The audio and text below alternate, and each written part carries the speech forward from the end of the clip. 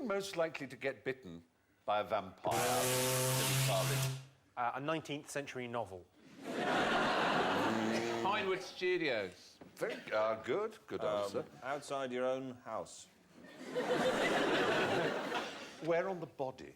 Well, it would have to be some sort of protrusion where blood gathers and is easily accessible through the bedclothes, probably the elbow.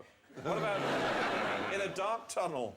No, but it is a protuberance, as Jimmy pointed out. Big toe. Big toe? A Big vampire toe would is the bite most you on the likely toe? place. There are a number of misconceptions about vampire bats, obviously, but I mean, we're talking about real vampire bats. Well, who does your picture? Aren't they pretty? Oh, he's a nasty-looking one, isn't That he? is a really Tell ugly you what, that animal. Gary Oldman is a hell of an actor. It's like he really transforms, doesn't he? It's I mean, amongst vampire bats, is he regarded as a bit of a looker? Yeah. If Yoda had accepted the dark side, that's how he would have looked. Yeah. But That's a very suave-looking bat. Hello. Would you mind awfully if I nipped you on the toe? Well, I'm having a few friends over. Would you like a liqueur? what do they do? How do they ingest their blood? I mean, what do they do? They bite and sniff it up, swallow it, lick it, slurp it, hide it. Store it, draw it Who off do into you think decant you are? it. Decant it. Laid down for a couple of years. With the syringe. I mean, they're quite hygienic animals. Small bit of cotton wool, syringe, and then you get a cup of tea and a biscuit. That's how you know you've been bitten. And a little tiny little plaster. They do. You're quite right in one sense. They do an anticoagulant and a painkiller, so you're unlikely to know you've been bitten. What they do is they open the skin and the vein, and then they lap at it like a cat. I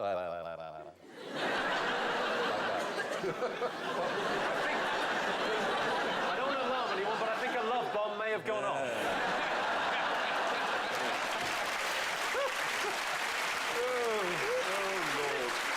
Stephen doesn't need a love bomb to behave like that, you know. Is it getting hot in here? Yes, the most likely place to get bitten by a vampire is in the big toe. And what so begins with J and appears to be alive? Is it me? You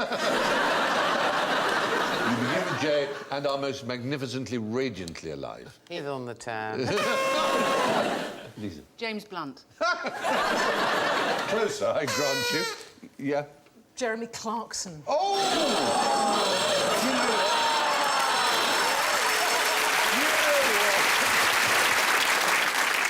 This is something that appears to be alive and quite obviously isn't. Jedward, then. I'm revising my answer.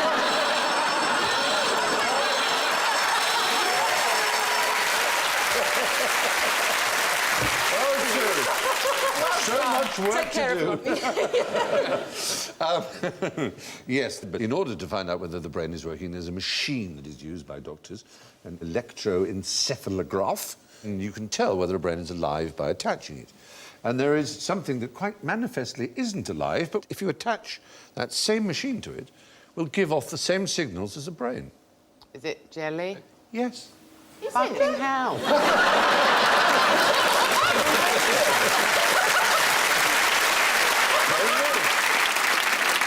I can't quite believe how intelligent I am sometimes. No, How did I get that? it was wonderful. You're a genius. Is it any type of jelly, or is it... Well, sort of large jelly in a mould on which you could fit the electrodes of an EEG. Oh, that kind of jelly, right. From its EEG results alone, it would not qualify as sufficiently dead to have its life support removed. That's the point. I know that seems insane. The reason it All seems... the other jellies sitting around the bedside weeping. Yes. He's still alive, he's still alive. You can't turn it off. Comforting one another. Yeah. There's one outside having a fag.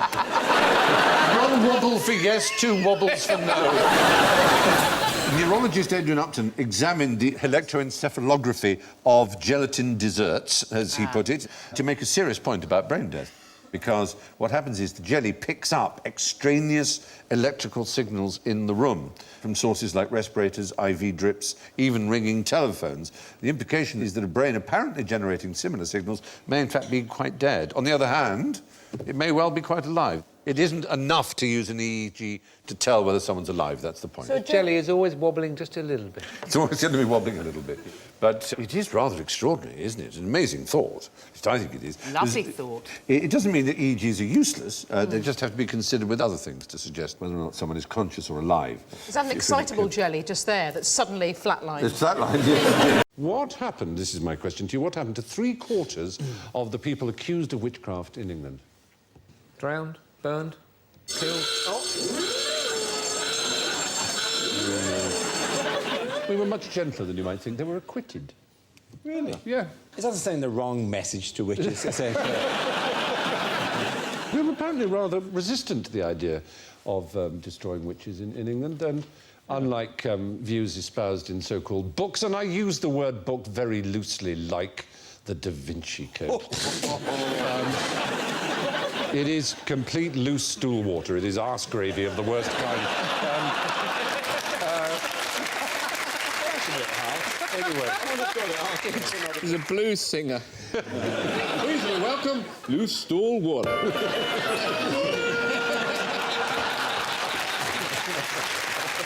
Very good. Excellent. Well, that particular panful of that material did claim that about 5 million women were burned or hanged around Europe for being witches. There's absolutely no evidence there's anything like as much as that. Probably about 500, probably less in England. And they weren't burned, they were hanged. The lawyer would have said, maybe not go to court dressed like that. Two possibly burned. That's the only evidence that 2 were burned. The rest were hanged, probably about 400 or 500 at the most. There are lots of Hammer films. The Devil Rides Out and those kind of things. Usually Peter Cushing, and sometimes, if you were very lucky, they would have Charles Grey in a huge white smock. What is Australia's deadliest creature, in fact? Oh, Yeah. Rupert Murdoch.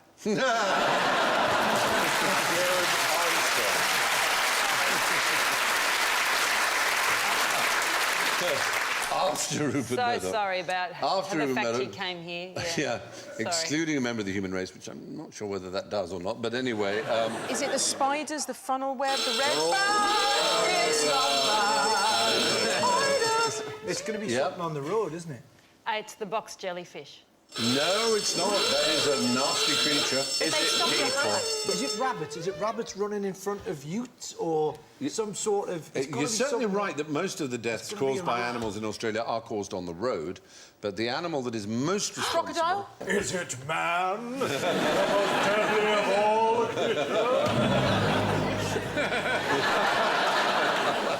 Snake. Shark. No. Can we say that? It's not born there. It's not a bit of cat, though. In the year under the sample year, we're taking one human being in Australia was killed by a cat that year. But 128... Cunning plan, executed skillfully and quietly. Is it? It's the road. The road's involved. Often the road. Are the people in the car at the time? Sometimes, yes, Oh, but, kites. Is it the... but sometimes they're on the animal involved. They're on the Horses? It's a horse, yes. A horse. More people are killed by horses than... It's a very angry horse there. That one needs a dental hygiene appointment ASAP. Seriously does.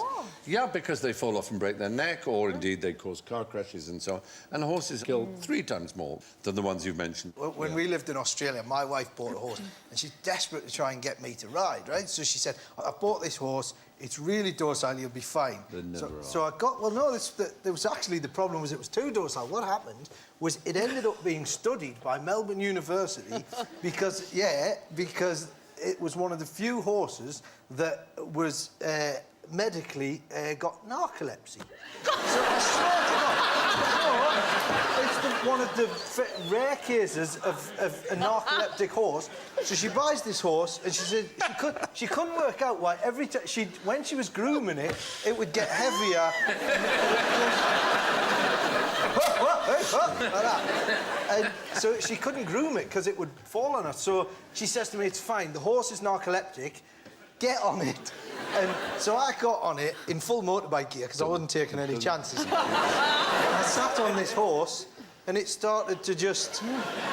And you know, normally you kick a horse to make it go. This one, he kicked it and it would go, what? Hey? Like that. To make it up. And sometimes it would fall asleep against the electric fence. So it would go like that. Hey! Oh! Jack Douglas from the Carry On. Oh, well, that's my Narcoleptic kind of horse. horse, frankly. Yeah. But it is the horse, anyway, that turns out to be the deadliest animal. What was the second commonest cause of death for women up to the year 1800? Yes. Kestrels. What a wild stab in the dark. Childbirth. Childbirth was number 1. Oh, right. Very good that you... Was Kestrels number 2? It was number 2 I was asking for, and I took that to be your answer Oh, first time right. round. Was it dehydration from having to lick the carpet clean because hoovers haven't been invented? Were these deaths at night? Because I could go with owls. Let me say, it's no kind of bird of prey. Not even a swan. Not even...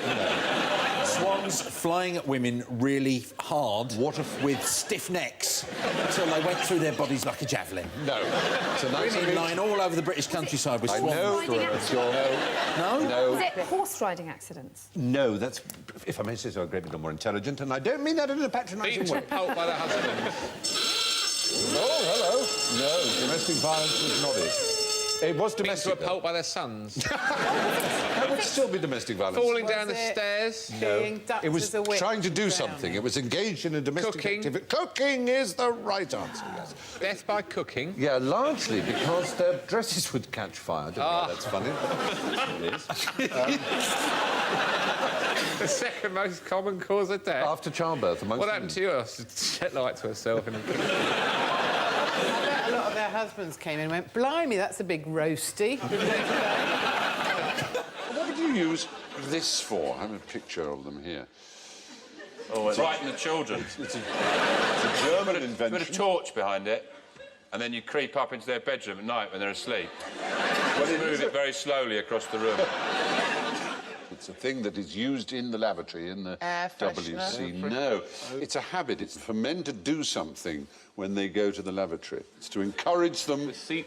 Anything to do with the seat? It is to do with the To seat. dive off it into the toilet. No. Noble guess, but doomed. No. Is They it sit so down. Do don't they have sit to down in touch the Germany? seat? It's if they lift the seat, which men tend to do before having a pee. This, I have one here. Here it is. This is your toilet speaking. Wouldn't you rather like to sit down? Oh, you prefer to stand? Well, then you may leave now. Poor German men don't actually get to go to the toilet then, do they? Hey, no wonder they're wearing that lederhosen and slapping themselves all the time. No, the point is, in Germany, they think it's somehow unhygienic because there's splashing and things. They want the men to sit. So it's like, that's how it's attached. So when you lift up the seat, it starts speaking at you loud enough in a public lavatory for others to hear. So that men sit and have a pee. That's the idea. Splashing is a problem. We've got builders in at the moment, and they're all using the lower loo. It is like the Centre Parks log flume in there. What's the scariest thing about this?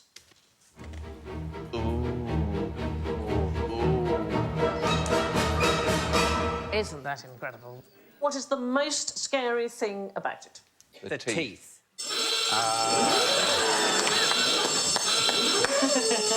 The fact that they can't go backwards. I'm sorry, that takes them a bit long to type.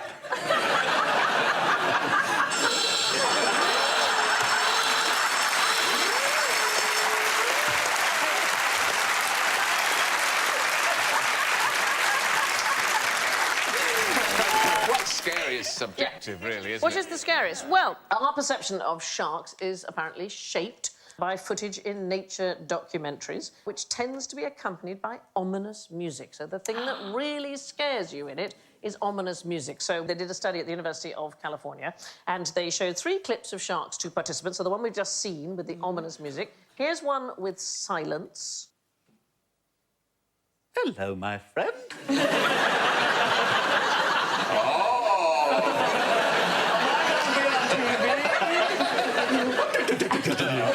And here...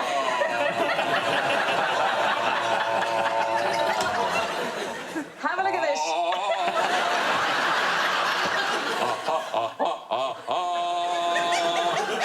Do you know what? There's a whole show for you, Alan. In just doing fish impersonations.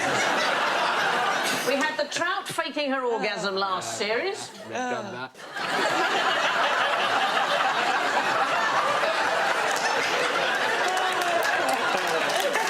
Different orgasm, same trout.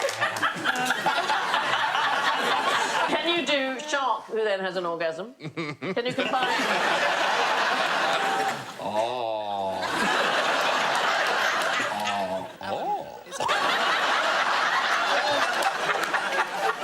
Mildly surprised. Because they don't know they're going to have an orgasm. They haven't learnt about orgasms or experimented with themselves. I imagine. And then when they have an orgasm the first time, it must be very alarming. My worry is watching you do them that you haven't seen someone have one before.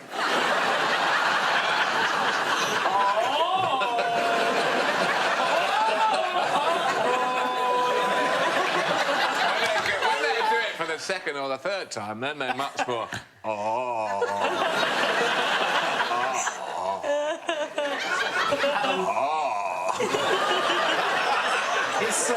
Is everything okay at home, Alan? Anyway, let's have a look at the same clip with uplifting music.